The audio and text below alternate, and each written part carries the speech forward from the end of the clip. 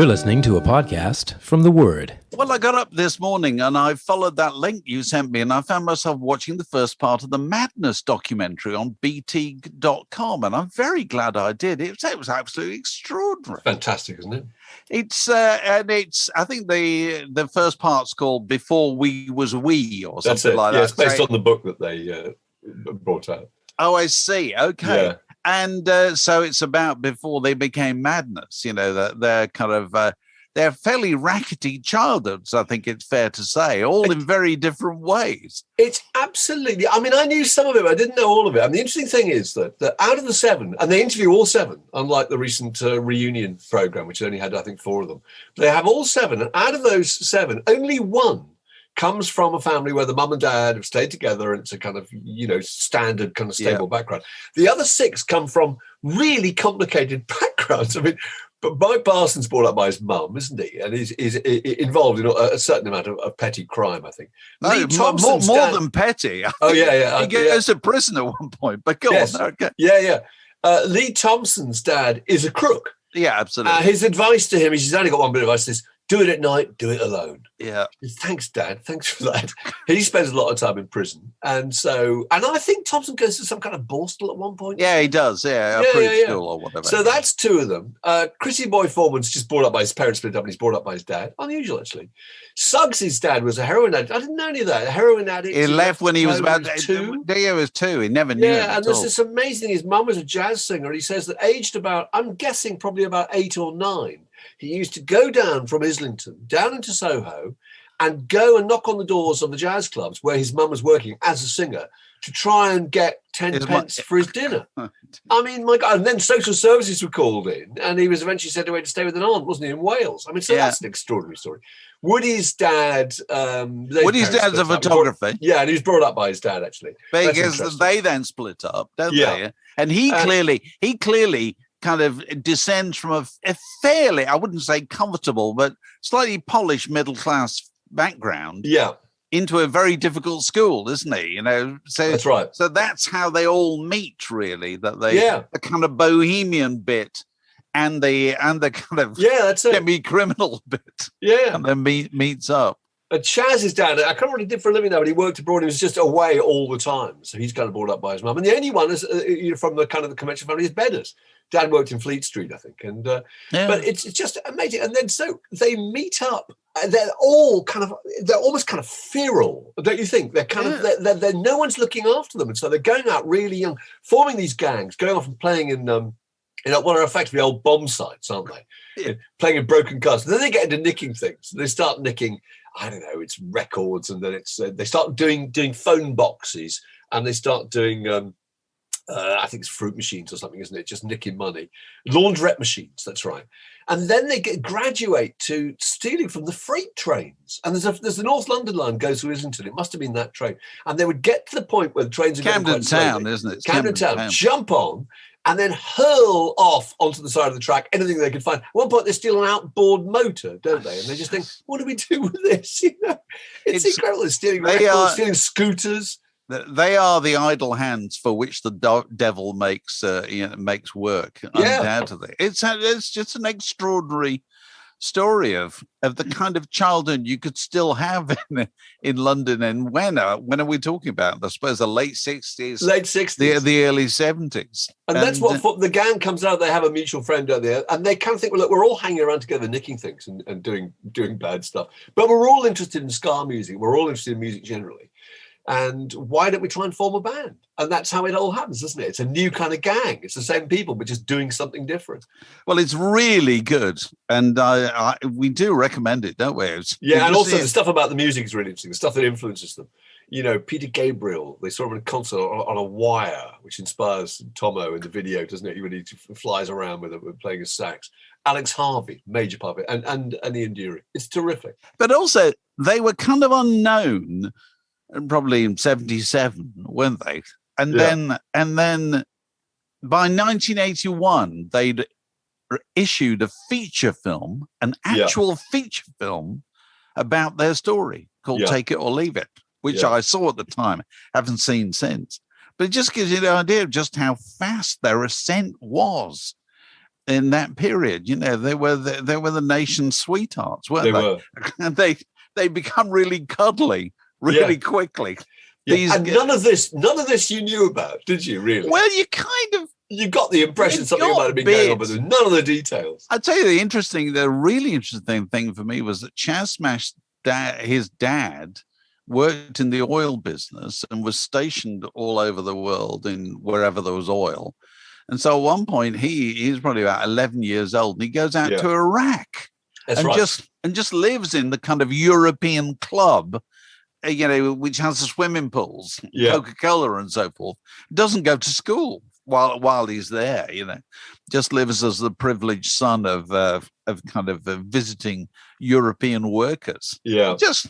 I think the story was kind of too complicated for anybody to really go into at the time, you know, because it became replaced by the story of Madness, the group, which had become a phenomenon in itself. Exactly. Anyway, just the Nutty Boys, wasn't it? Exactly. Yeah. It's fantastic. It's a really good film. Let's say we've only seen the first part. There's 3 parts, I think. It's terrific. Go on to bt.com. It's there. We'll put the Anyone link. Can watch it. It's we'll put the free link of all there. charge. And very, it's just, very recommended. You know, that's the glory of television. You just, I know. oh, it's there. Oh, you just pull it in. I know. And, you know, contrast that with kind of scheduled television, although even that's slightly different nowadays. Pursuit of Love, which started on it's classic Sunday evening telly, isn't it, really? Oh, kind completely. of period drama. Period drama. Period drama. We love a period drama. My theory is that people sit around looking at period dramas and it's a combination of mockery and envy. Oh, mainly envy. You envy the lives these people live and the fabulous piles that they inhabit. But you get a lot of fun out of thinking what tremendous tosses a lot of them are. You see, but here's my question. Here's my question to you. I don't think they're the same proportion of tossers to everything else you find anywhere in the population, I'm sure. But would you really want, Mark Ellen, a stately home? I'm going to give you a stately home. Ooh, Dave, the upkeep. There are stately homes all over the UK. I'm sure I could work one out for you. It could be yours. It probably won't be in Chiswick. It won't be in Northamptonshire or, you know, anywhere quite near London. It's going to be quite a long way away. But it's a stately home. Mark, it's yours for nothing. It's going to have a leaking roof. It's going to have pigeons. Do you want it? No, the answer is no, you don't. How can Absolutely. you? There's no room in a stately home that you ever see in one of these things that feels remotely, I'm going to use the word cozy. Absolutely. You can't imagine sitting down on a Sunday evening, like you are actually, in your own home watching a film of a stately home. You just can't imagine anybody kind of, you know, with a crackling log fire and a bit of supper on a tray. Because they're perishing cold, stately homes, because nobody can afford to heat them. Look dreadful. Anyway, no, but on telly on Sunday night, when styled, they all look like Babington House, you know, the kind of the rural outpost of the Soho House, with beautiful young things lying around in freestanding baths. That's right. You know, while petals are being kind of drizzled on them. And it's the idea of that sort of the kind of torpor of people who've got absolutely fuck all to do all day, lying around. They sit around the two girls, don't they, in the linen room, just talking about sex. Yeah. You know, talking about how they get sexually aroused by the thought of Lady Jane Grey. You know, it's. But I have to say, it's done by Emily Mortimer, who's adapted it and directed it. And I thought she did a really good job. She's fantastic. I thought it was really good. She's fantastic. She's fantastic. The key thing is, it's interesting. I was thinking about other films that where the soundtrack was so crucial. I remember Scott Joplin and The Sting. Do you remember that? The moment, the tiny dancer moment in Almost Famous. The Sound of Silence in The Graduate, Walking on Sunshine and High Fidelity. There's millions of them. The Reservoir Dogs, whatever that was, Stuck in the Middle with You. There are moments when the music is the key thing you remember. And the thing that's got the rave reviews, the nation seems to be divided about whether or not this thing's any good. But what they're all agreed on is the soundtrack is incredible. And it is, isn't it? Somebody said in the paper the other day, The Guardian, I think, he said, Emily Mortimer is allergic to uncool music. But I mean, her taste is phenomenal. It's an interesting point because it starts with a shot of the lead actress lying there sunbathing in the nude on a rooftop in Chelsea, pregnant, and you hear this piece of music, this kind of acoustic piece of music. I thought, I know that voice. What is that? That voice is really familiar to me, but it's not David Bowie. It's not Nick Drake.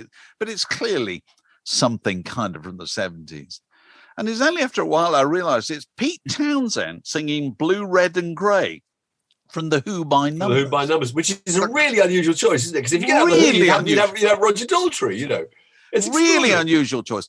And all the way through this, so you get the mix of, you get the mix of classical music. You get the Thunder and Lightning polka by the Strauss, the Barbara of Seville. But then you get Dandy in the Underworld by T-Rex. That's a great scene. Ceremony by New Order. Benny Carter Jazz. You get a tiny snatch of Give My Love to London by Marianne Faithfull, which I'd never heard before. Yeah. But I immediately heard it. Oh, that's Marianne Faithfull. Surely it is. It's got the Meters, Sissy Strut. That's it. Got Brian Ferry. Crowd, Not Fade Away. The only there's an American group, Slater Kinney who were in there, which is a really unusual choice. But the only possible explanation for this, you see, I don't know, she's allergic to uncool music. You make music cool by putting it in films. Yeah. You just do. Yeah. It just has that magical effect. Well, Stuck in the Middle with You never had any resonance at all for anybody. Until that. Until that. And now it's inseparable from that movie. Because it's one of the few occasions in life nowadays where you really concentrate on music. Yeah. Classically, when you're in a cinema in a darkened room and it's on a huge, great screen, and everybody's looking and nobody's talking, you are listening to that thing. And here you're doing the same thing. I thought it was really good. It's fantastic. And it's a really clever idea, I think, because everyone's saying, the period drama, can you make it feel contemporary? A lot of people don't want it contemporary. They want it to be like Bride said. They want the music of the time and all that. And people kind of loafing about in kind of pastel-coloured, cardigans. But I thought that was really magical, that you saw people in their 1930s costumes, with all those period props. And then you heard, as you say, Joan Armatrading or the Meters or, or T-Rex, and that was just a fantastic kind of collision that really made you take notice of it. It's interesting. I was reading a thing the other day about they've got a problem with in the States at the moment with music on TV programs where it was kind of arranged to you contracted certain music to be able to use it on your TV show. Yeah. And what nobody envisaged was the longer life that things have thanks to streaming. So, you thought you only needed a 5 or 10 year window in clearing the track. Now you find these things are still being watched 15, 20, 25 years later. And the music is not cleared because it was only cleared for a short period of time. So in some cases, you may be watching things where there's suddenly a silence on the soundtrack. And the reason is they've had to take off the music because they didn't clear it for anything as long as this. Yeah. And so, it must be difficult with things like this where you've got so many bits of music because lots of it's only in there for a very short period of time, but it just kind of makes its point. And so much of the budget must have been invested in that, don't you think? Well, it can't. Or would you probably get Blossom Dearie quite cheap, wouldn't you? I'm sure. All I can remember was with Train Spotting that I can't remember. It was something like 70% of the music budget was on one track, wasn't it? On Lust for Life. It was Lust for Life. God, they got their money's worth. That opening sequence, phenomenal. Yeah. Anyway, Pursuit of Love. It's it's on, or you can stream it. Who needs to wait for anything to be on anymore? Of which, more later. The Word Podcast. Prime cuts of popular culture served fresh each week. So, as we were saying, did you not watch the Brits this week? I watched a bit of it, just out of curiosity, because my feeling is that why?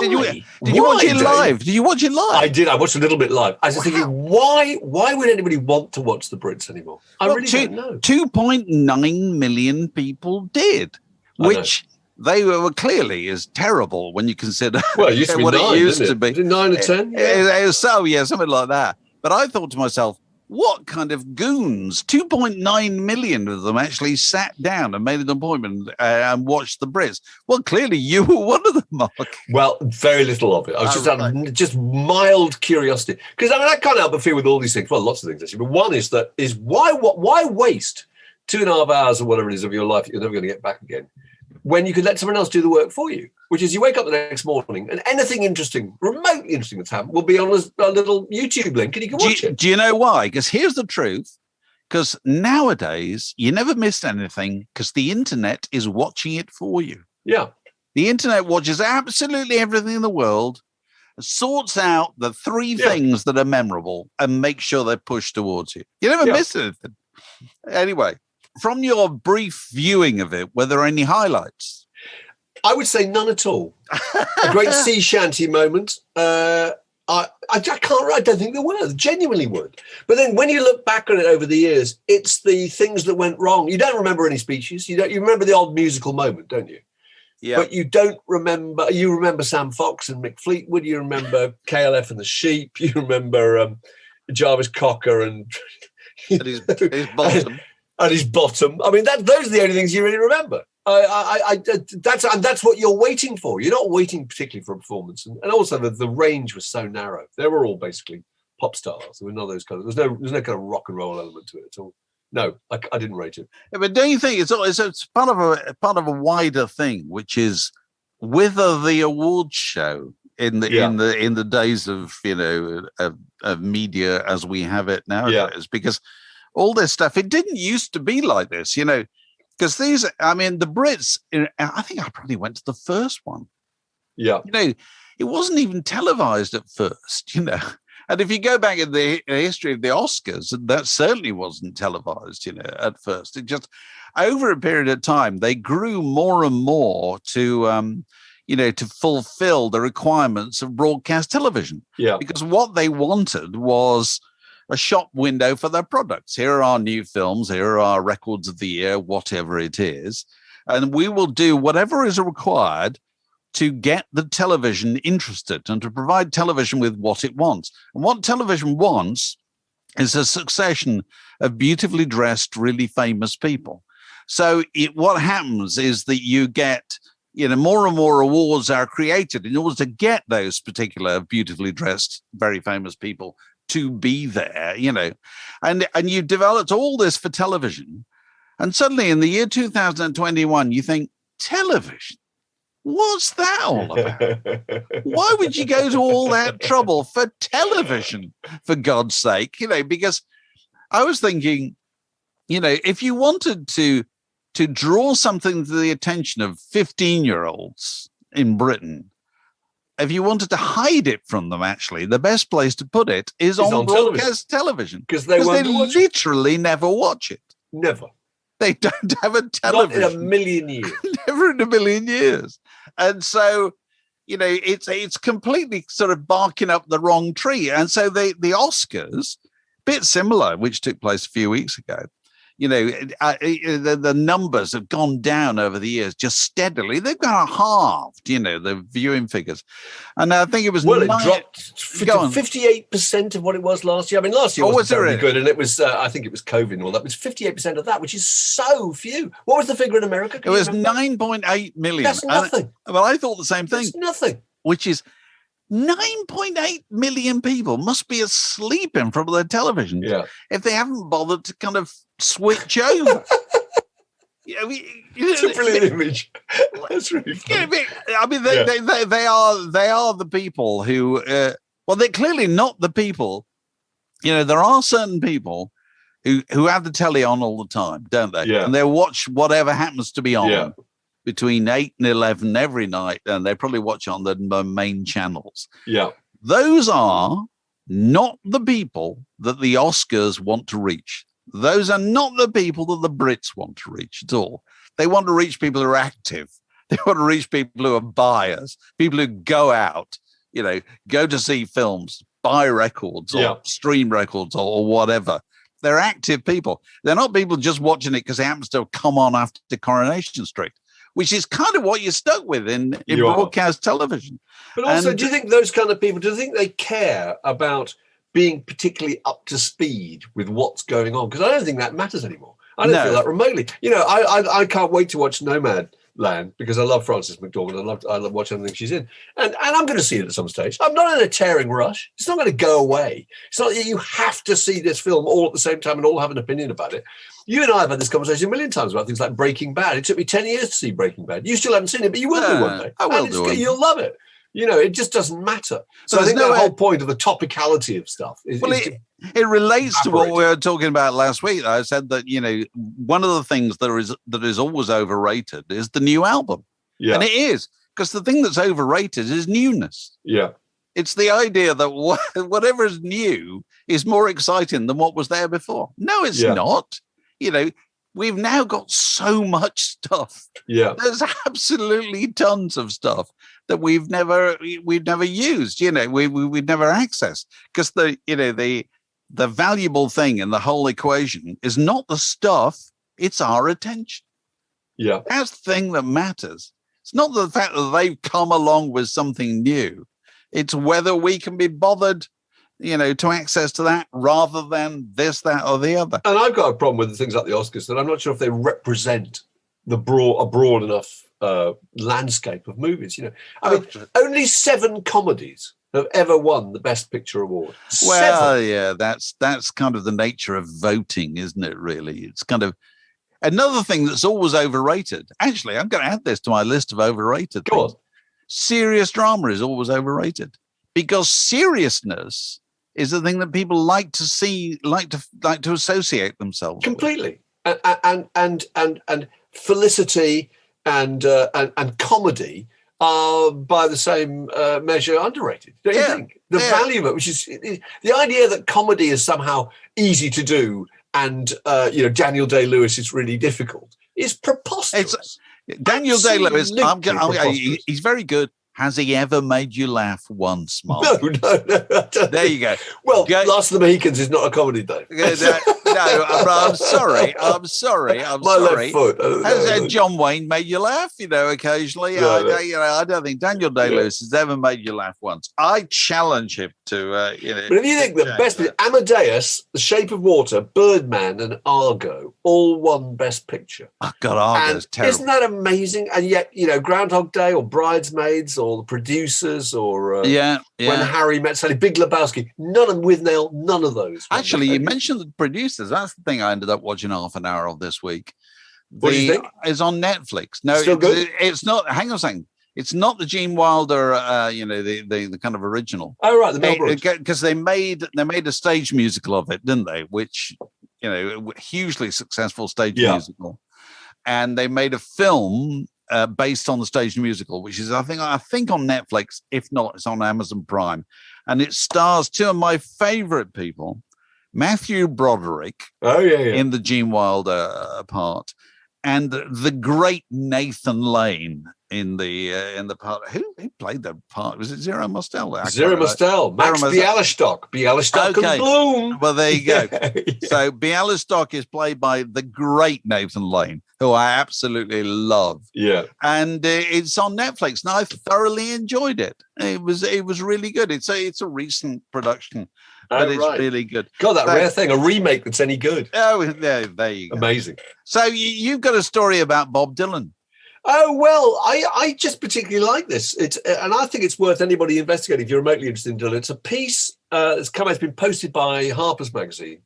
It's by a journalist, 30-year-old journalist and novelist called Sam Sussman. And the story, very briefly, is this. All this guy's life, people have said to him, you are the spitting image of Bob Dylan. The facial features, the eyes, the hair, the nose, eventually the height, everything about him looked just like Bob Dylan. And when he's in his late teens, his mum says to him, oh, by the way, I should have told you this before, really. I knew Bob Dylan. But this was back in 1974, 16 years before he was born. I knew Bob Dylan. I was in Bob Dylan knew my mother. Bob Dylan knew my mother, yeah. She's in this art class. It's really fascinating. This is 1974, so this is around the time Dylan's making whatever it would be, Blood on the Tracks. And Dylan enrolls in the art class with a very famous Jewish artist called Norbert Raven. Yes. And he kind of, gets kind of pally with her and eventually says, look, I'd like to have a party, to host a little party for the people because I've enjoyed being on this course so much. Would you think I don't know where I could do it myself, which is ridiculous. Dylan, clearly hire any venue you wanted to. Would you mind having it in your apartment? So she has the party in the apartment, 2:00 in the morning. Everybody leaves, and Dylan's about to leave. She thinks he's leaving, but no, he turns around and he clicks the door shut with his red cowboy boots. And he pretty much says, "Tonight I'll be staying here with you." And she says at this point, a year of what we used to call dating begins. So she has this love affair with Dylan. Okay, this is 1974. It's amazing. And she turns up as a verse of Tangled Up in Blue about him reading Italian poet from the 13th century. Yeah. And that's a bit about her. But anyway, so he says, okay, well, that's really interesting. And what a weird thing, that I kind of look like Dylan and that you knew him. And anyway, that was a long time ago. She then, at the end of her life, in fact, she's terminally ill, a poor old thing, and she tells him that she had a reunion with Bob Dylan in 1990, which is, interesting pop fact, do the math, Dave, is 9 months before he was born. So he can't quite ask her straight whether or not Bob Dylan is his father, because she won't answer this. She's obviously conflicted by the fact that A, she's embarrassed that she doesn't know, and B, it could have been Bob Dylan, it could have been his dad. But he now has no idea, but assumes and is absolutely, really 99% sure that Dylan is his dad. And that just makes for a very, very interesting piece. The repercussions of this are fantastic.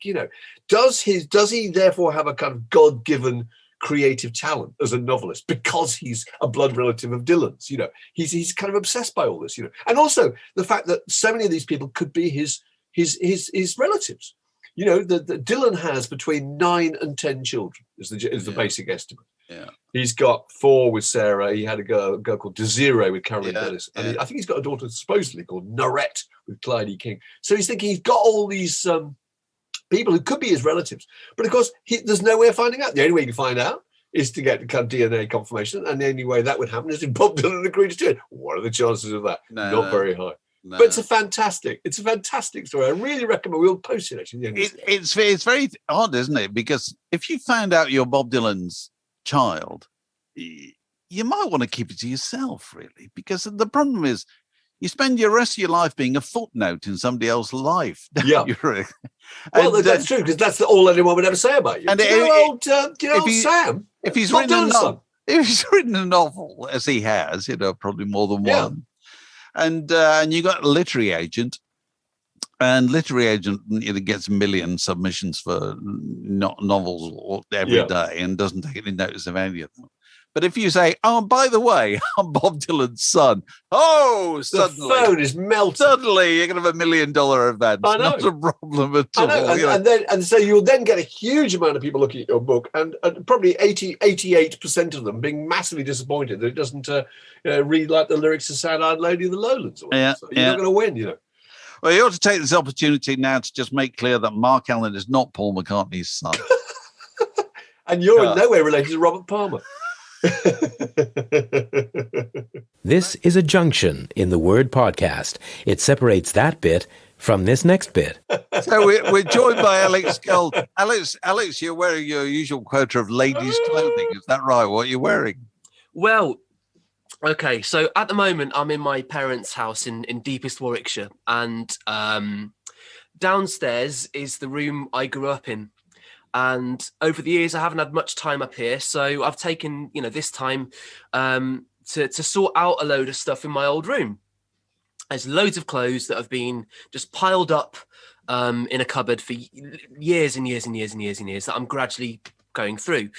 And I've been sorting few bits out today, and I've discovered a load of mainly tops that I've Tops. I love it. Tops. It's a girl's word. It's a girl's word. And those two largely did belong to girls, right? Well, yeah, I've inherited them off various young ladies over the years, and did you swap clothing with them? Did you say, "I tell you what, we'll give you that"?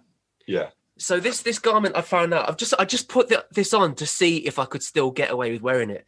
I've got no idea who it came from. But I can tell you now that it's a black, how do I describe it? It's a black sort of cardigan without any buttons.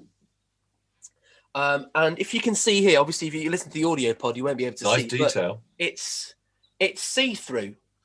You see, Alex, has it got a label inside it? It's next. There you go. Okay. You must have things from Dorothy Perkins, do you? Or you've got to have. Have a load of Claire's accessories from too. New Look. It's New an Look. pink rock and roll T-shirt. Oh my God, that's amazing. I'm keeping this. The jeans I've got on at the moment, actually, these skinny jeans. Yeah. These are an old girlfriend's.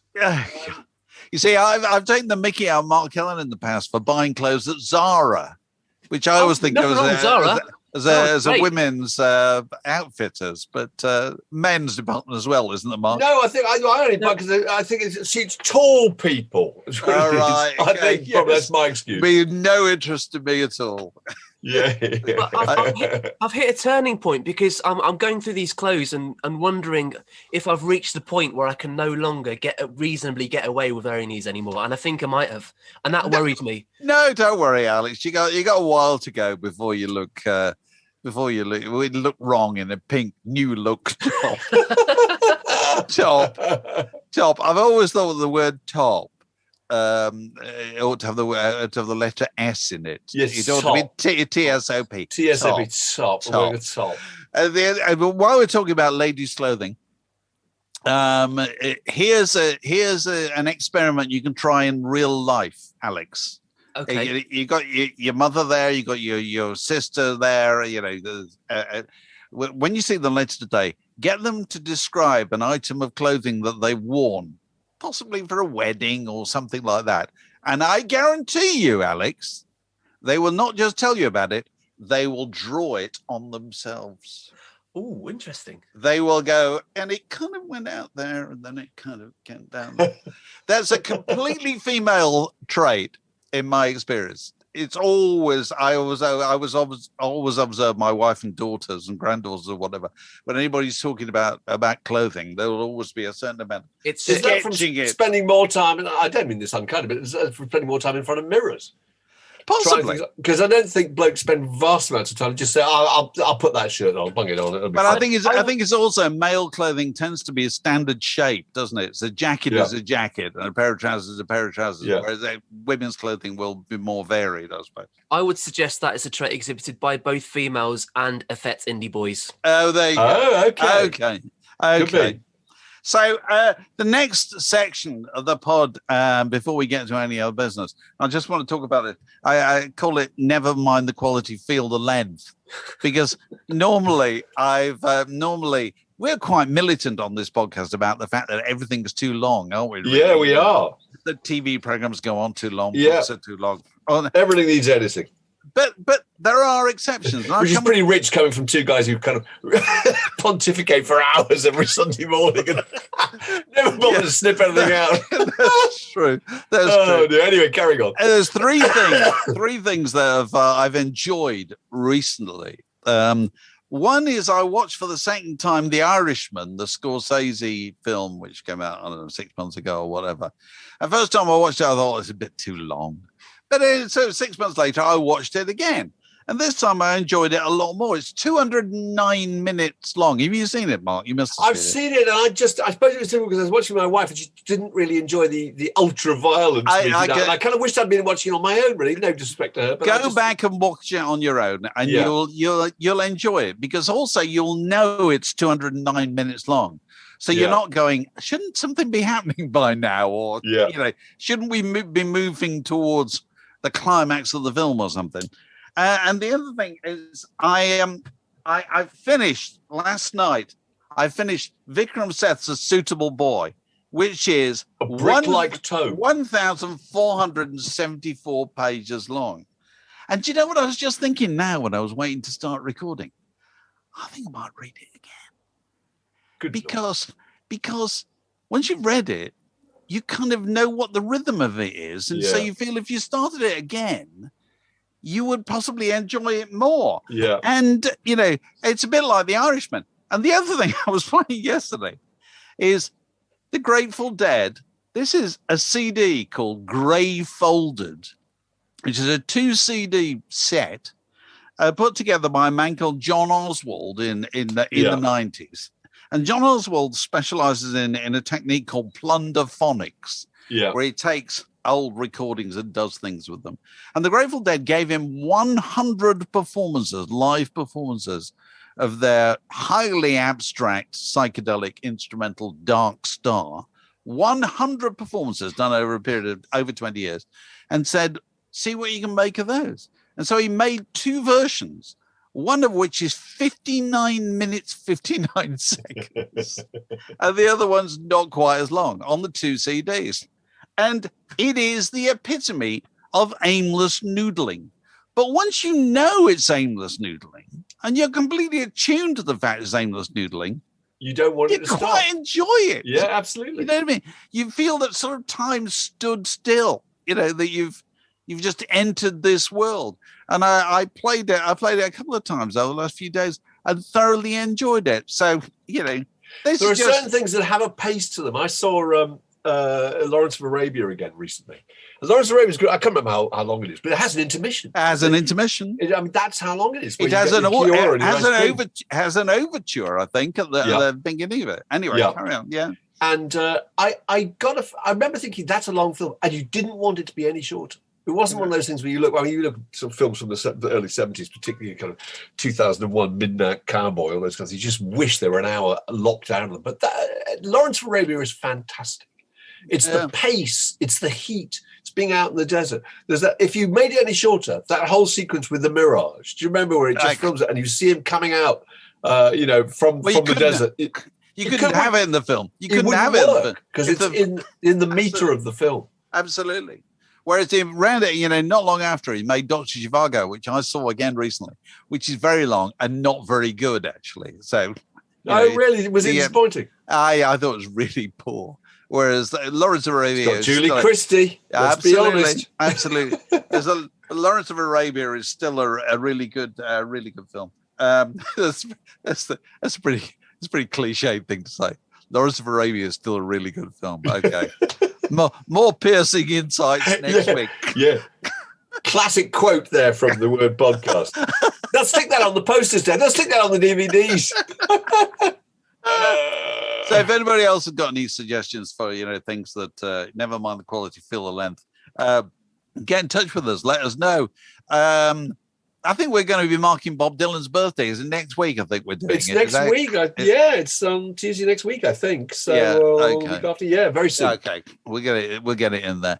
And if people want to get in touch, how do they get in touch, Alex? Remind us. They can drop us an email at wiye.london@gmail.com. At gmail.com.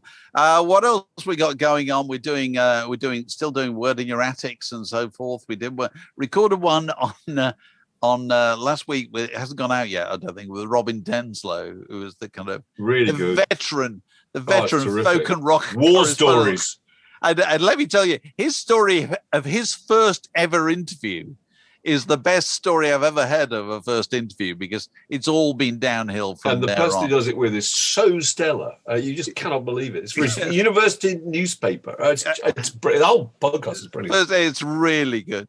What have we got coming up? We're talking to Phil Manzanera in the next few days.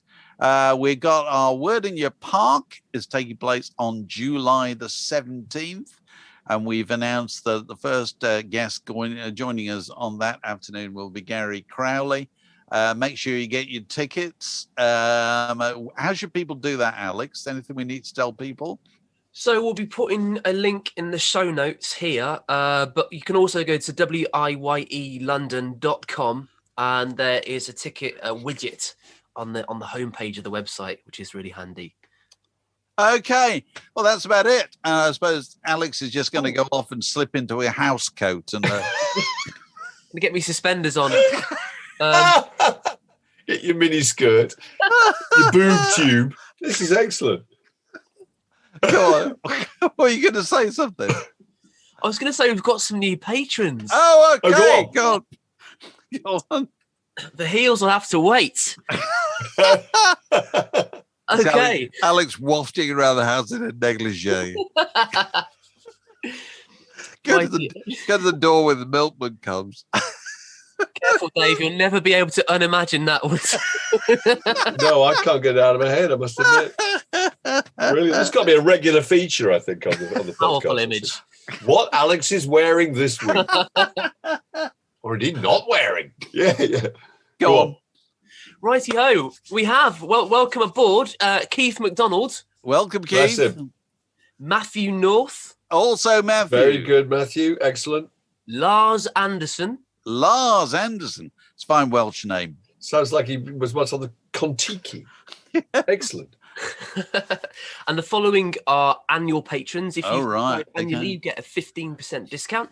No. Andy Clark. Hello, Andy. Michael Wisniewski. And Michael. Excellent.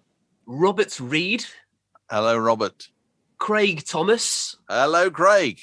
And Access All Areas tier patron Simon Poulter. Oh, Very hello, good. hello, Simon. So, Great to have you all aboard. and I hope people will be joining us on Friday evenings for the quiz, which if you haven't taken part in, it happens at 6:00 on Fridays, every Friday, and do join us for that. This podcast was brought to you by The Word.